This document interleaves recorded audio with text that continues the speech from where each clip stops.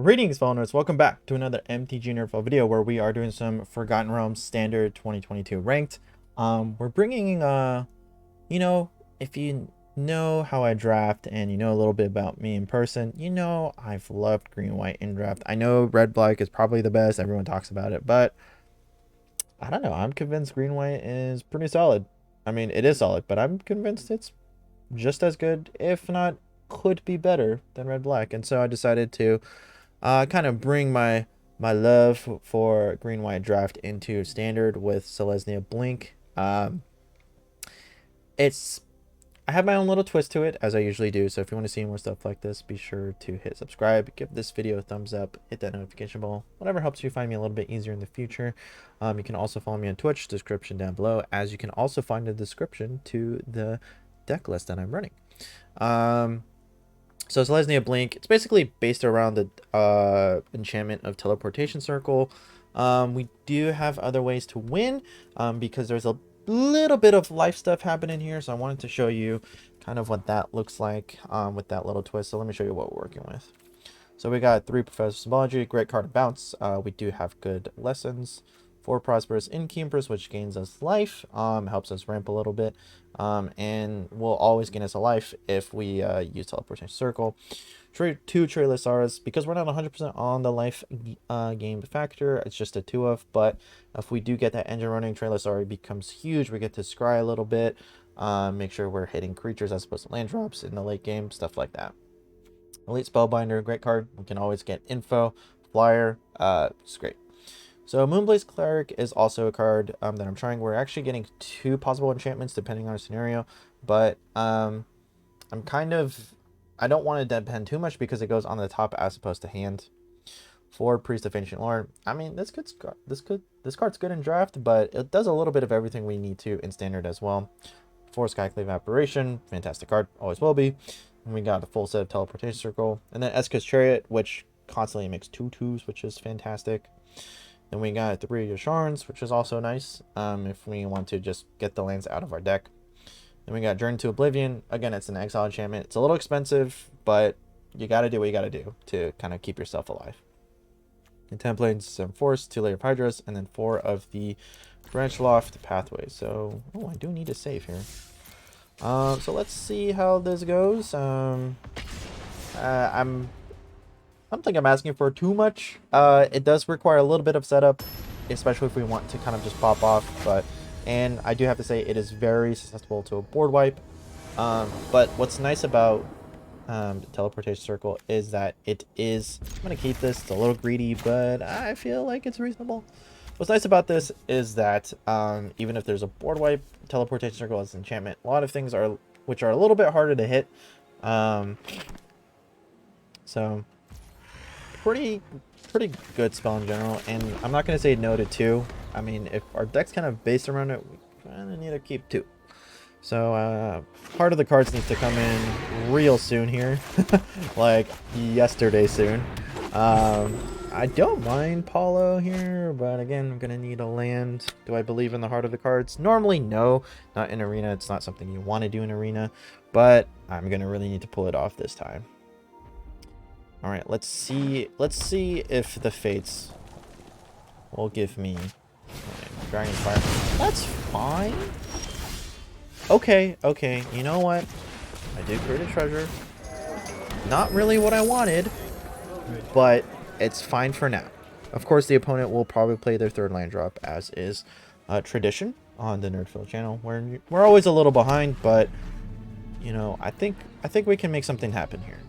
You know, we just a land would be great. Unfortunate. Drew 3 of the 4. We're gonna have to we have to. We can't sit around and do nothing forever.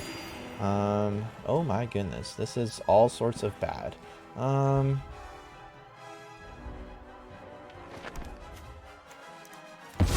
don't know if he has to pay 2 more for the Foretell. If I misplayed, I'm gonna learn at the very least.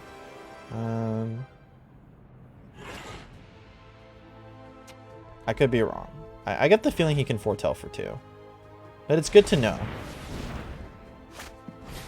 He also has an Innkeeper. Very interesting.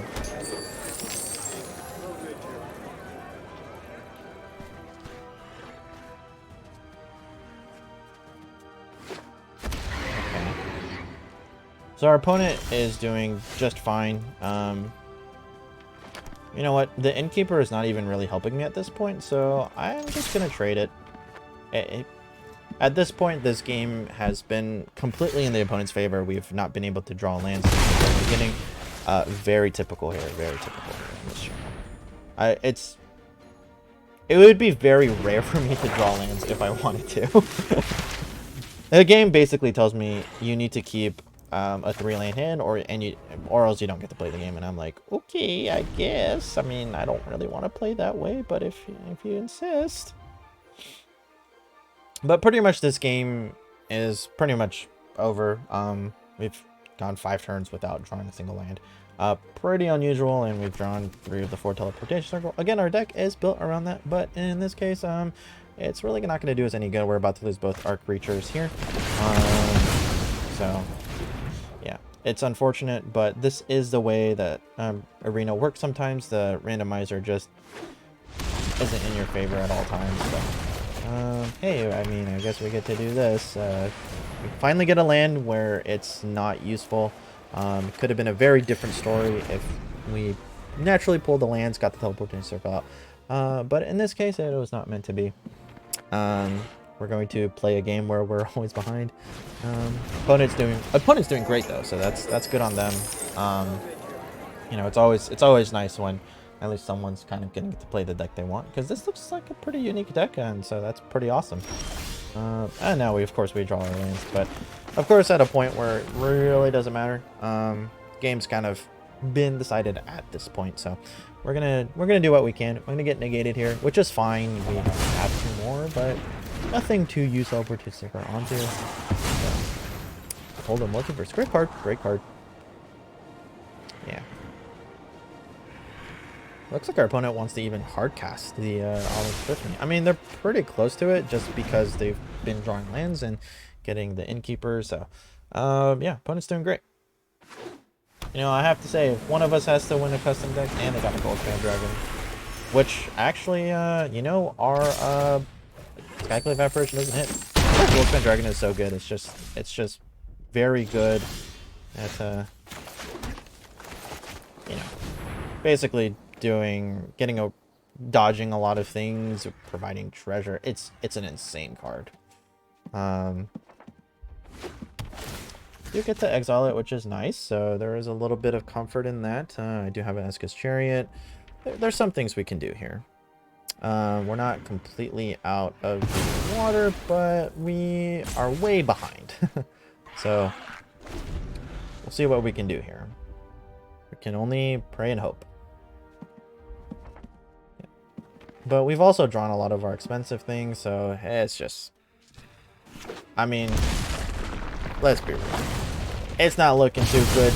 Opponent hard casted a 10-cast Alrund's Epiphany. That's how good life is for them. But you know, maybe, just maybe, we can start to do a little bit better here. We have cards. We have stuff. We have lands. That's also a thing. But about to take 3. Okay, no Goldspan Dragon. There's a little bit of comfort. Oh, probably has another Alrund's. Oh, not another Alrund's Epiphany. Huh. A little shocked there. I'm gonna run into the negate here. Don't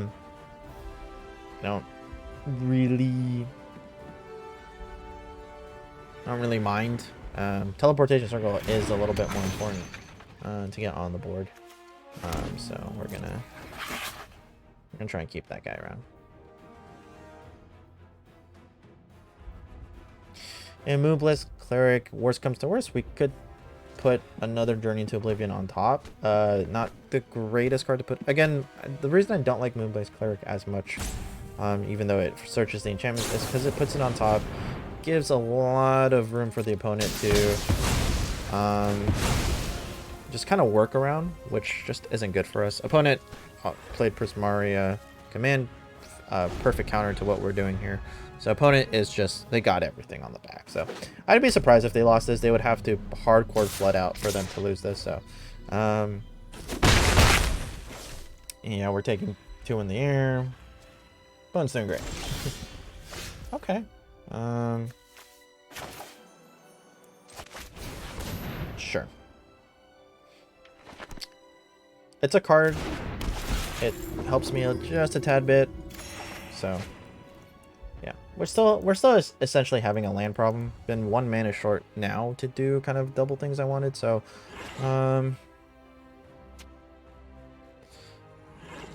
yeah. Looks like he wants to remove some stuff. All right. I've been just 1 mana short to do everything I've needed to do. So it's unfortunate, but that is where we're at. Oh, very nice. And opponent gets rid of the lands that we need. Very nice. Well, I mean, did he tap him? He tapped him, right? That's what he did. But yeah, I mean, this game is ripped in stone. If that wasn't very obvious, but I'm gonna try and draw a land here. I mean, we can maybe stabilize, but the game was pretty much set and done. I mean, look at the mana difference. It's very clear who the advantage has it to. Yeah, there's no reason to play this out. So basically, I wasn't really able to play the deck. I didn't really draw mana until the very mid game, and even then I didn't even draw enough. So that's a little surprising to note that the randomizer, you know, the randomizer somehow put all my lands at the bottom. It's not against me. It's not like, haha, like we're gonna make you lose. It's just that's what happens. It's a little bit more common towards me, which is fine. I'm gonna go ahead and keep this hand. This hand is keepable for once. Yeah, don't. You know, I've seen a lot of people talk about it's rigged against me. It's this and that. It's this and that. You gotta spend money to make sure it's not rigged against you. That's just, I'll let you know that's 100% not true. I always buy a box on Arena when it's on sale, and that randomizer has not changed for me one bit. So that is, I will say it's just baloney. Well, whoever is saying that, hey,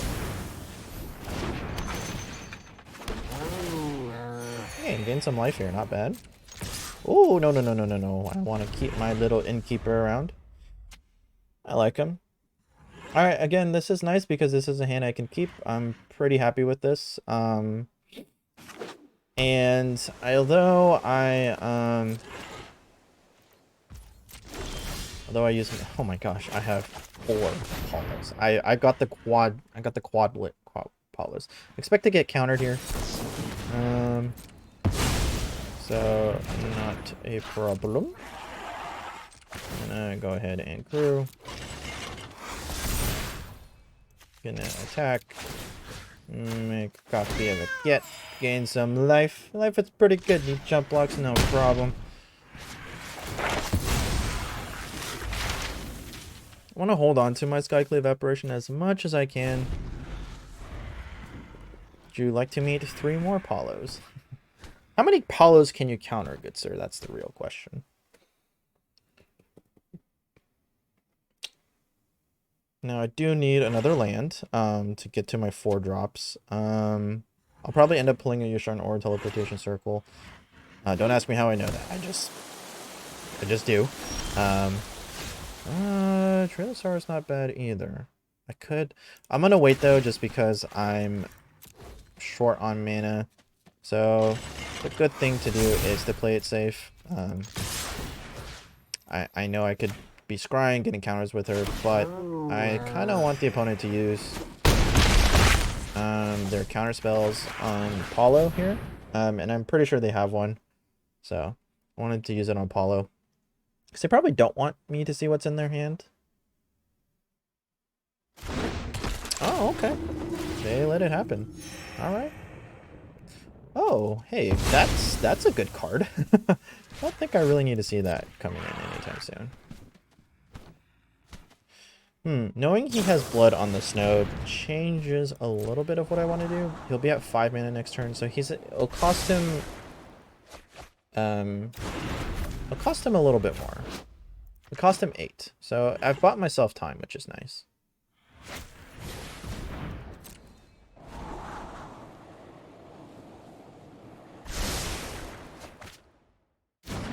Okay. Opponent seems to be scrambling a little bit, which I don't mind. My witch is good here.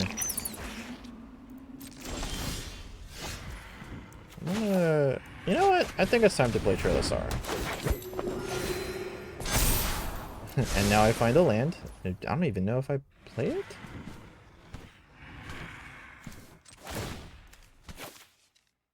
I am going to lose Paulo, but knowing that he has Blowing the Snow anyway, it's fine. You know what? I'm going to put the land at the bottom. We're good.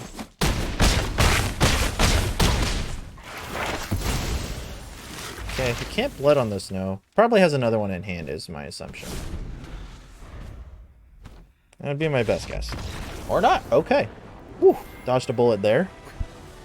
So that's how the deck more or less is supposed to function. I still somehow ended up being mana screwed. I guess I'm not playing enough lands. I think I just cut off one more less than what was recommended. So I don't know if I'm just... But let's try one more. What's crazy is that I still haven't been able to show you guys the potential of this deck. Like, I haven't been able to show you what happens when this deck pops off, and I was still able to win against Give Me Control. So, yeah, that's just mind-blowing to me. That is mind-blowing to me. Okay, this hand is actually really solid. It doesn't have the enchantments, but again, with Moonless... Well, Moonless Cleric, oh man, I would need to draw a land for me to feel comfortable to do that. Playing against Mono White Weenie, this will certainly be a little bit of a challenge here. I'll probably just get swarmed a little bit, but we're gonna hold on as long as we can. We do start to stabilize a little bit once we get kind of Yasharn out, so there is a chance we can kind of just hold on for dear life, so not to worry. But we might have the problem of not drawing lands. Not in this case, which is very comforting. That is extremely comforting. I'm actually going to get Containment Breach, and trying to big brain here. I suspect they have Paladin class, and Containment Breach will do a whole lot if that is the case. There we go. There we go. I just kind of knew. I just kind of knew.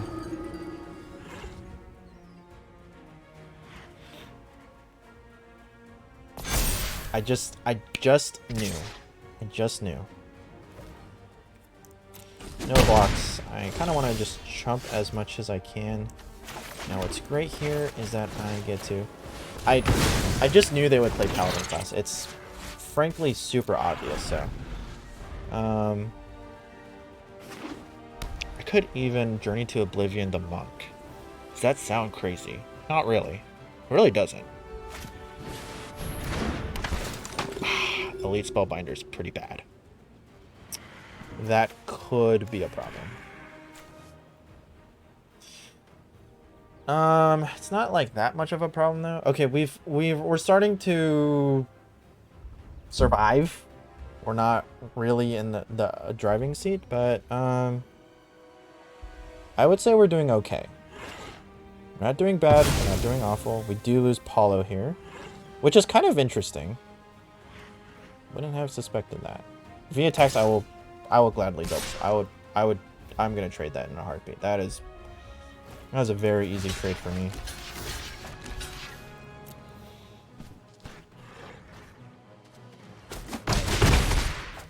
Because that could potentially get bigger, so. I have another Paulo. I'm going to play the Yasharn. I'm going to take 4 in the air. It's going to be very painful indeed, but I kind of want to just make sure I'm getting my land drops a little bit.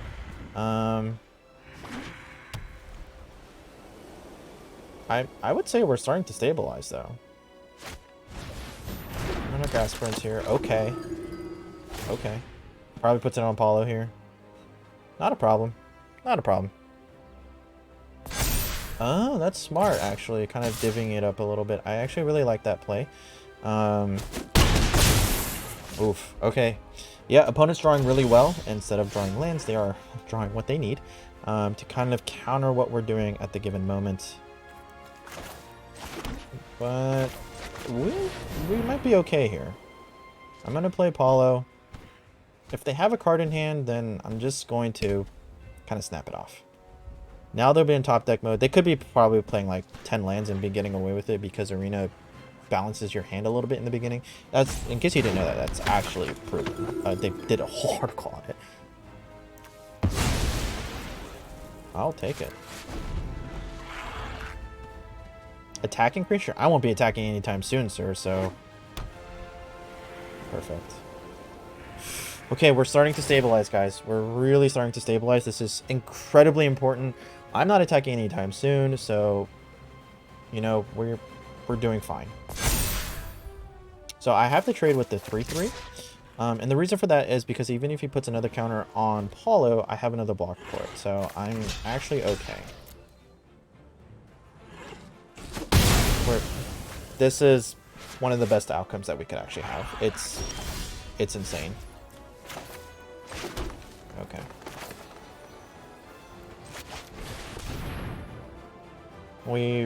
This is incredible. We have started to stabilize. Unfortunately, I can't make that 2 more. So I could play the Moonblessed Cleric.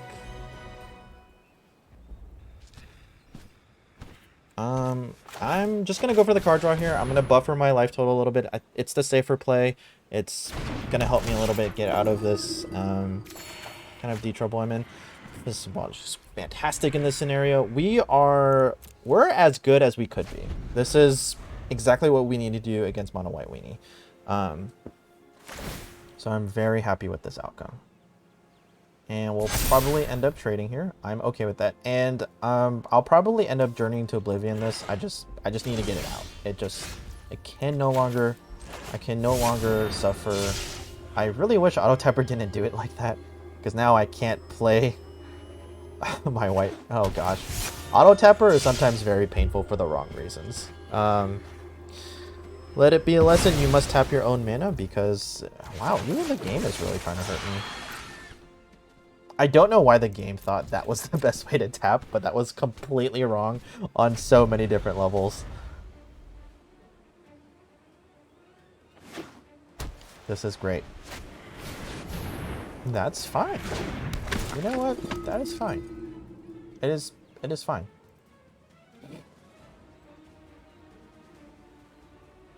Because what I'm going to do is actually get Professor Symbology out. Look for this mascots card. Yeah, we definitely trade here. Yeah, that's a no-brainer. Yes, sir. Okay.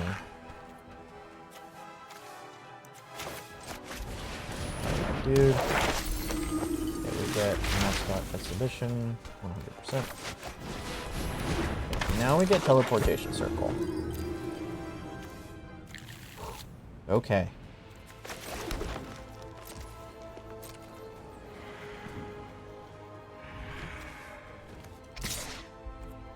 I can attack for 4. He does not have enough mana to cast it, so I think I'm slowly getting on the driver's seat. This is very important. I'm slowly getting into the driver's seat. This is going to be huge.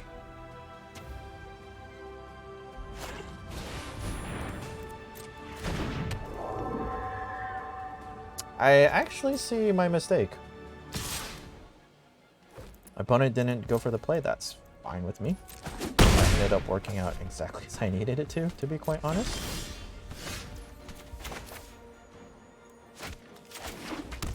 Alright. We're just going to do this now. We're going to launch it now. No questions. And actually, I'm going to keep pressuring with Yasharn. And the reason for that is because I want him to launch that spell. I want him to feel pressure that he needs to launch it, because then he will not have 2 spells in hand. Okay. I do not have to worry about the Clarion Spirits unless he holds up stuff. And now I have Teleportation Circle with the Priest of Ancient Lore. I will be set. Even that's fine.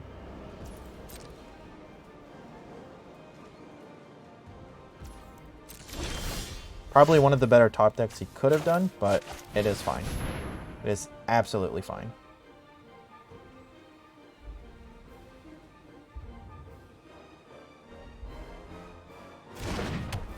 I'm actually going to play Yasharn. I'm going to get the lands out. Again, this is perfect.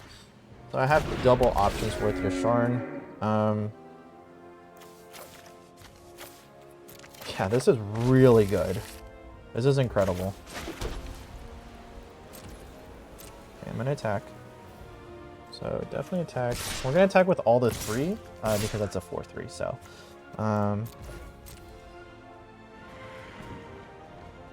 we are officially in the driver's seat. If he's using that to block, that is good news. Opponents in top deck mode. We've assembled what we've needed. And I'm going to even continue to play it safe. I could do it with Yasharn. Okay, yeah, that's really a 4-3. You got it. It's really a 4-3. No arguments from me. And you're going to trade with the 3-2s. I'm game. Mm-hmm. Mm-hmm. Mm-hmm. Good on my end step. I'm playing it as safe as possible. I'm leaving nothing to chance. I even continue to draw a land even with Yasharn's ability. We're going to continue to play it safe.